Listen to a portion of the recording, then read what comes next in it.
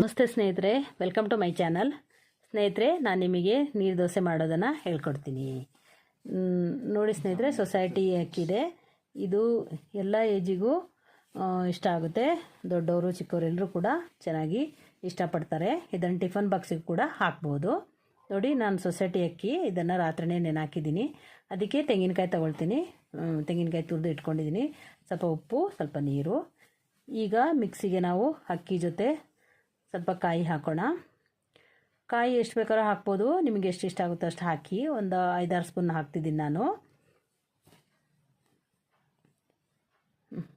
ಈಗ ಸ್ವಲ್ಪ ರುಚಿಗೆ ತಕ್ಕಷ್ಟು ಉಪ್ಪನ್ನು ಹಾಕೋಣ. ಹಾಗೆ ಸ್ವಲ್ಪ ನೀರು ಹಾಕೋಣ.